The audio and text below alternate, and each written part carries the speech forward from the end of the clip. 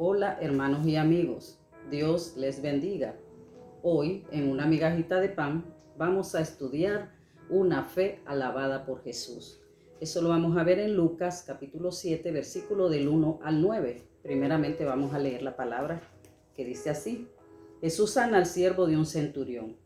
Después que hubo terminado todas sus palabras al pueblo que lo oía, entró en Capernaum, y el siervo de un centurión, a quien éste quería mucho, estaba enfermo y a punto de morir. Cuando el centurión oyó hablar de Jesús, le envió unos ancianos de los judíos, rogándole que viniese y sanase a su siervo. Y ellos vinieron a Jesús y le rogaron con solicitud, diciéndole: es digno de que le concedas esto, porque ama nuestra nación y nos edificó una sinagoga. Y Jesús fue con ellos, pero cuando ya no estaban lejos de la casa, el centurión envió a él unos amigos diciéndole: Señor, no te molestes, pues no soy digno de que entres bajo mi techo, por lo que ni aún me tuve por digno de venir a ti, pero di la palabra y mi siervo será sano. Porque también yo soy hombre puesto bajo autoridad y tengo soldados bajo mis órdenes, y digo a este ve y va, y al otro ven y viene, y a mi siervo hace esto y lo hace. Al oír esto, Jesús se maravilló de él, y volviéndose dijo a la gente que le seguía: os digo que ni aún en Israel he hallado tanta fe. En base a esos versículos vamos a estudiar. Vamos a hacer una pequeña reflexión. Uno de los objetivos de Jesucristo fue el atraer a los hombres a la fe, a una fe real y pura. Podríamos decir que Jesús hubiese podido obtener mucho más fe, aumentando sus números de milagros. En cambio, leemos en Mateo capítulo 13, versículo 58, que dice la palabra: y no hizo ahí muchos milagros a causa de la incredulidad de ellos. El punto no es que el milagro atraiga la fe, sino que la fe atrae el milagro. Por esto, cuando Jesucristo hallaba fe genuina, la alababa, como el caso de la mujer cananea que tocó su manto, que sale en Marcos capítulo 5, versículo 27, y la del centurión, que es la que estamos estudiando, que sale en Lucas capítulo 7, versículo del 1 al 9, y la mujer sirofenicia, que sale en Mateo capítulo 15, versículo 28. Estos fueron personas que obtuvieron una fe genuina y pura, una fe que sobrepasaron todos los obstáculos, una fe que era capaz de todo para obtener su milagro. Esto es el mérito de la fe. Por esta razón es una fe que le agrada a Jesús. Por eso dice la palabra que sin fe es imposible agradar a Dios. Por lo tanto, no traigas a Dios riquezas o talentos sin fe. Un ejemplo de esto es el relato de Caín y Abel, que sale en Génesis capítulo 4. Entonces, tráele ofrenda o talentos cuando sean fruto de la fe, porque eso le agrada a Dios. Vivimos para agradarle, y sin fe es imposible agradar a Dios. Entonces, al tener fe, honramos a Dios y Él honra esa fe.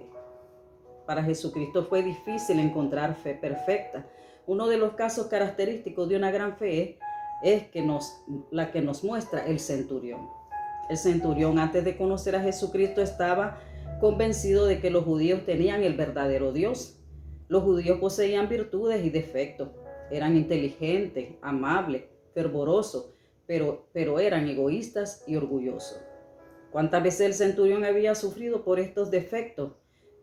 Pero creyó que era el pueblo elegido por Dios, y lo demostró edificándole una sinagoga, a pesar de las probables críticas de otros oficiales romanos, fanáticos de los dioses romanos. Pero el centurión no miró los defectos de los judíos, sino que miró lo bueno que ellos tenían: un Dios que salva y sana. Podríamos confiar esa cualidad que tenía el centurión, no mirar los defectos de nuestros hermanos, solo mirar lo bueno que ellos tienen. Esa es una manera para que podamos cumplir con lo que nos dice la palabra en Colosenses capítulo 3, versículo 13, que dice: soportándoos unos a otros y perdonándoos unos a otros si alguno tuviese queja contra otro. De la manera que Cristo os perdonó, así también hacedlo vosotros. Entonces, miremos lo bueno que tienen nuestros hermanos, lo que Dios ha depositado en ellos, y olvidemos lo malo. Así perdonaremos lo que nos hacen, y de esta manera nos vamos a soportar unos a otros. Así nuestro Señor Jesús miró al apóstol Pedro. Este lo había negado 3 veces, pero Jesucristo no miró su defecto, sino que miró en el futuro lo bueno que iba a hacer Pedro en su obra o ministerio, en lo que se iba a convertir en un pescador de hombres, como él le había dicho en Mateo capítulo 4, versículo 19. Eso mira Jesucristo en nosotros, en lo que nos convertiremos con la ayuda del Espíritu Santo, lo que Él hará en nuestras vidas para convertirnos en pescadores de hombres, como lo hizo con el apóstol Pedro.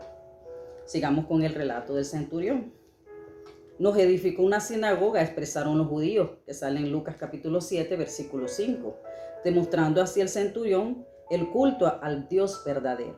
Creía que Dios lo merecía, así debemos de darle lo que se merece, como lo dijo nuestro Señor Jesucristo, al César lo que es del César y a Dios lo que es de Dios. Sale en Mateo capítulo 22, versículo 21. Hay que darle a Dios lo que se merece, no solo en lo material, sino en lo espiritual. Como dice la palabra, vivir por fe y para fe, que sale en Romanos capítulo 1, versículo 17. Esto significa vivir a diario la fe, que progresemos edificándonos en la palabra de Dios, vivir a diario esa palabra. Eso es vivir por fe y para fe. Nótese que la fe que tenía el centurión en Dios estaba depositada toda en Jesucristo. Creyó en el poder de Jesús de solucionar su problema. Él no lo había visto, pero existían muchos testigos que le hablaban del poder de Jesús. Muchos testigos hay también hoy que han hablado y han sufrido por amor a Jesucristo, desde los mártires hasta los últimos convertidos. Todos confesamos y damos testimonio de cómo hemos sido sanados y salvados por Jesucristo con su muerte y resurrección. Seamos ejemplos, dando buen testimonio, cumpliendo con la palabra, con nuestros vecinos, con nuestras familias, con nuestros amigos, para que ellos se maravillen por ver el poder que Jesucristo ha hecho en nosotros. Así que te invito a que creas en nuestro Señor Jesús para que así experimentes su sanidad y salvación. Sigamos con el centurión. Él era humilde. En Lucas capítulo 7, versículo 6 se expresa: no soy digno de que entres bajo mi techo. Podría haber dicho, pues he hecho mucho por tu pueblo. En cambio dijo, no soy digno. La humildad le agrada a Dios. Es la condición para recibir favores de parte del Señor y sobre todo de la salvación. Aun cuando la gente diga de ti, qué buen hombre o qué buena mujer, tú debes expresar, como lo dijo el centurión, no soy digno. El centurión vivía en una buena casa, acomodado, pero él se consideraba indigno, ya que era gentil. Él sentía que Cristo no debía entrar en su casa. Rehusaba el honor de recibir la visita del Señor, porque conocía su grandeza como hijo de Dios. La seguridad de la omnipotencia del Señor, esto le solucionaba todos sus problemas. Por esta razón le mandó a decir al Maestro Jesús lo que sale en Lucas capítulo 7, versículo 8, que dice la palabra: porque también yo soy hombre, puesto bajo autoridad, y digo a este ve y va, y al otro ven y viene, y a mi siervo hace esto y lo hace. El centurión estaba hablando de su autoridad terrenal cuando le explicó a Jesucristo lo que hace con su siervo. Pero cuando el centurión le dice a nuestro Señor Jesús la palabra autoridad, usa la palabra griega exousia, que significa dueño del poder, la potencia, la facultad de hacer algo, libertad, derecho, dominio, gobierno. El carcelero reconoce todos esos atributos en Jesucristo, que al decir la autoridad era dueño de todo el poder, de la potencia que tenía Jesús, la facultad de libertad a su siervo de esa enfermedad, que Jesús tenía todo el dominio, gobierno de todo lo que existe. El centurión comprendió que Jesús tenía todo dominio sobre toda potestad. Ya le había escuchado de los que daban testimonio de Jesucristo. Por esta razón el centurión utiliza la palabra exousia. Miremos qué escuchó de los testigos del centurión. Como número 1, el centurión escuchó que Jesús tenía autoridad para juicio. Sale en Juan capítulo 5, versículo 26 y 27, que dice la palabra: porque como el Padre tenía vida en sí misma, así también ha dado al Hijo el tener vida en sí mismo, y también le dio autoridad de hacer juicio, por cuanto Él es Hijo del hombre. También dice en Juan capítulo 5, versículo 22, porque el Padre a nadie juzga, sino que todo el juicio se lo dio al Hijo. Ahí está demostrando que Jesús tenía autoridad por el juicio. Él es el que nos va a juzgar. Como punto número 2, también escuchó el centurión que Jesús tenía autoridad para la vida. Sale en Juan capítulo 10, versículo 17 al 18, que dice la palabra: por eso me ama el Padre, porque no pongo mi vida para volverla a tomar. Nadie me la quita, sino que yo de mí mismo la pongo. Tengo poder para ponerla y tengo poder para volverla a tomar. También Jesús dijo en Juan capítulo 11, versículo 25. Le dijo Jesús: yo soy la resurrección y la vida. El que cree en mí, aunque esté muerto, vivirá. Con esto entendió el centurión que Jesús tenía poder para la vida. También el centurión escuchó decir que Jesús tenía autoridad para perdonar pecado. Sale en Mateo capítulo 9, versículo 6. Pues para que sepáis, dice Jesús, que el Hijo del Hombre tiene potestad en la tierra para perdonar pecados. Como punto número 4, el centurión escuchó que tenía autoridad sobre el mal. Eso lo podemos ver en Marcos capítulo 1, versículo 23 al 27, que dice la palabra: pero había en la sinagoga de ellos un hombre con espíritus inmundos, que dio voces diciendo: ¿qué tienes con nosotros, Jesús Nazareno? ¿Has venido para destruirnos? Sé quién eres, el Santo de Dios. Pero Jesús le reprendió diciendo: cállate y sal de él. Y el espíritu inmundo, sacudiéndolo con violencia y clamando a gran voz, salió de él. Y todos se asombraron de tal manera que discutían entre sí, diciendo: ¿qué es esto? ¿Qué nueva doctrina es esta? ¿Que con qué autoridad manda aún a los espíritus y le obedecen?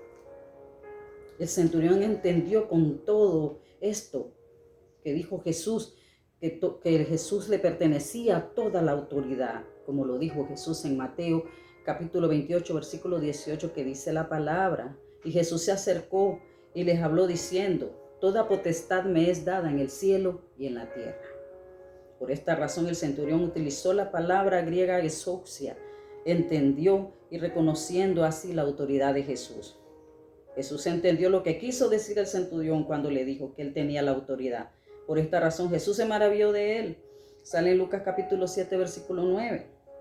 Porque este hombre no judío había entendido y creído en el poder y la autoridad de Jesús. Jesús se maravillaba y alababa la fe de las personas no judías que entendían bien a qué había venido Jesús, que él tenía poder y potestad en todo. Entendieron también el señorío, ¿verdad? Y la autoridad de nuestro Señor Jesús. Cosas que no comprendieron los judíos. Seguro Jesús se asombró y se decía: yo no vine a predicarle a ellos, sino a la casa de mi Padre, que sale en Mateo capítulo 15, versículo 24. Pero ellos, sabiendo que no era de ellos el pan, sino de los hijos, velaban con ansias esa migaja de pan, porque ellos entendieron que era capaz de hacer una migaja del poder de Dios, lo que entendió la mujer sirofenicia. Por eso alabó Jesús la fe de ella, de esta mujer. Por esta razón dijo: los violentos arrebatan el reino de los cielos, porque van creyendo en el poder y la autoridad de Jesús. Sale en Mateo capítulo 11, versículo 12. Esos son los violentos, los que van creyendo en que Jesús tiene autoridad en todo y su poder. Jesús miró cómo esta mujer andaba como un perrillo, con hambre y ansias, comiendo de cada migaja de la palabra de Dios predicada por él. Se andaba el centurión escuchando cada vez que lo mandaban a cuidar.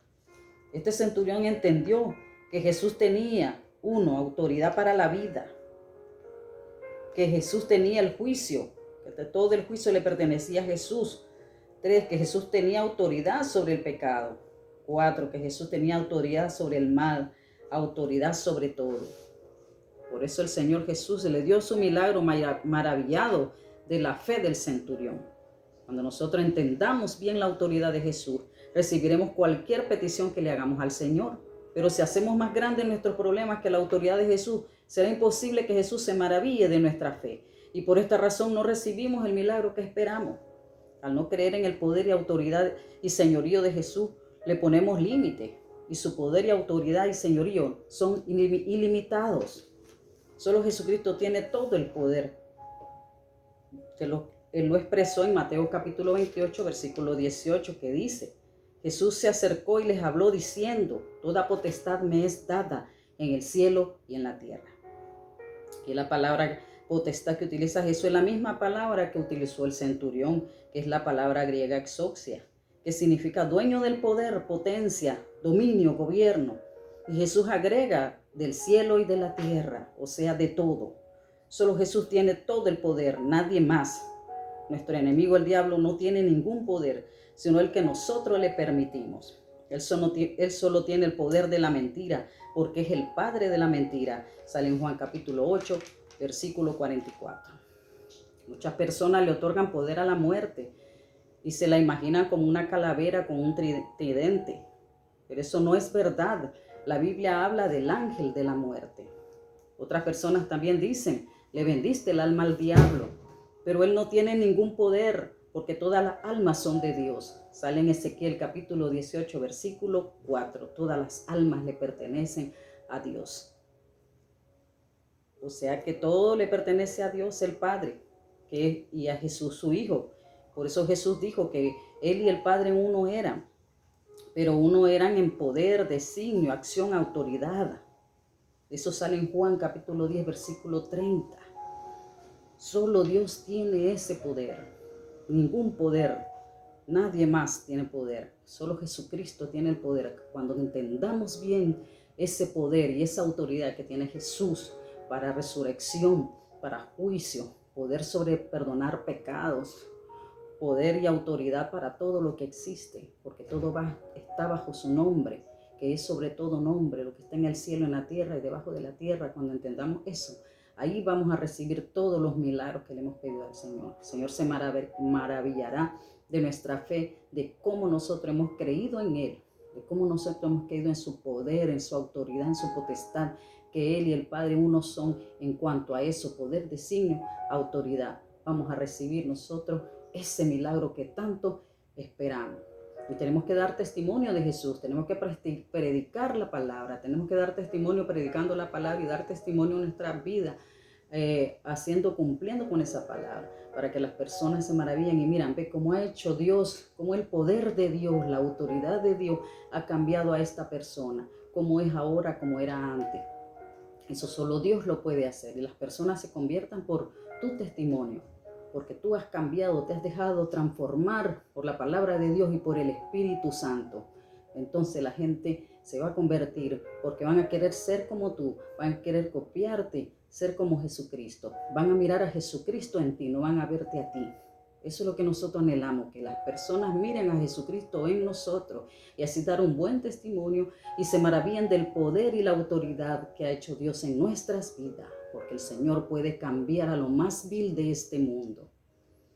Él tiene todo el poder, nadie más. El diablo no tiene poder de ninguno, del todo no tiene poder, solo el que nosotros le otorguemos, lo que nosotros le dejemos hacer con nosotros, pero no tiene poder para nada, ni la muerte, porque los ángeles son los que hay un ángel de la muerte, y está que las almas le pertenecen a Dios. Cuando las personas se expresan así, que dicen: le vendiste el alma al diablo, no le han vendido ningún alma, porque todas las almas le pertenecen a Dios. Eso es una gran mentira. Bueno, espero me hayan entendido esta pequeña enseñanza. Dios bendiga a su familia, bendiga todo lo que toque en sus manos, ángeles acampen alrededor de ustedes, en el nombre del que tiene todo el poder, la autoridad y el dominio, que es sobre todo nombre, el nombre de nuestro Señor y Salvador Jesucristo. Amén.